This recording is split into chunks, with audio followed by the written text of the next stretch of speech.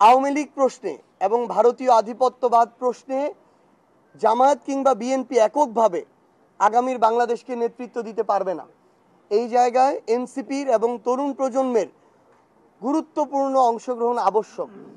আমরা এটাও মনে করি দুর্নীতি, চাঁদাবাজি সহ সকল অপকর্মের বিরুদ্ধে বাংলাদেশের মানুষের যে জন আকাঙ্ক্ষা, সেই জন আকাঙ্ক্ষার বিরুদ্ধেও এই তরুণ প্রজন্মের নেতৃত্বে যে রাজনৈতিক দল এনসিপি ছাড়া ওই দুর্নীতি এবং চাঁদাবাজির বিরুদ্ধেও যে আগামীর যে লড়াই, সেই লড়াইয়ে জামায়াত এবং বিএনপি এককভাবে নেতৃত্ব দিতে পারবে না।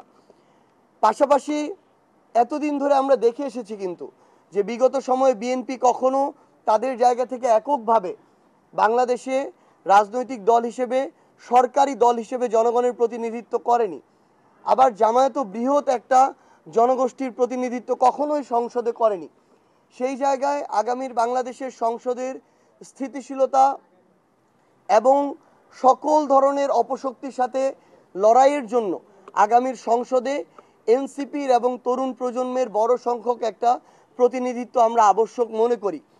অভ্যুত্থান বিরোধী যারা শক্তি ছিল, আওয়ামী লীগ এবং তাদের দোসররা, এই আওয়ামী লীগ এবং তাদের দোসরদের বিরুদ্ধে জুলাই অভ্যুত্থানে যে রাজনৈতিক শক্তিগুলো আমরা একসাথে লড়াই করেছিলাম, আমরা মনে করি এই সকল রাজনৈতিক শক্তির একটা শক্তিশালী অংশগ্রহণ আগামীর সংসদে প্রয়োজন।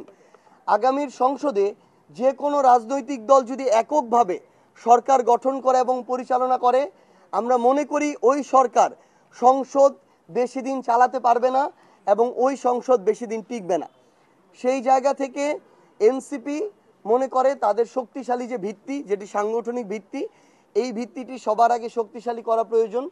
সেই লক্ষ্যে আমরা বাংলাদেশের প্রত্যেকটি জেলায় গিয়ে জুলাই পদযাত্রা করেছি এবং বর্তমানে প্রত্যেকটি জেলা, মহানগর সহ ইউনিটগুলোতে আহ্বায়ক কমিটি করার লক্ষ্যে আমরা জেলা সমন্বয় সভা করেছি।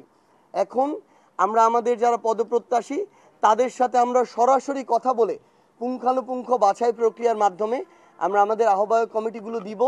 আমরা মনে করি আগামীর বাংলাদেশের জন্য হোক, জনগণের আকাঙ্ক্ষা পূরণের জন্য হোক, জুলাইয়ের প্রত্যেকটি চাওয়াকে বাস্তবায়ন করার জন্য হোক, কিংবা রাজনৈতিক দল হিসেবে শক্ত ভিতের উপরে দাঁড়ানোর জন্য হোক, এনসিপিকে সাংগঠনিকভাবে শক্তিশালী হতে হবে এবং আগামী নির্বাচনে বাংলাদেশের শক্তিশালী দুটি রাজনৈতিক দলের একটি হিসেবে এনসিপি অংশগ্রহণ করতে চায় এবং জনগণের প্রতিনিধিত্ব সংসদে করতে চায়।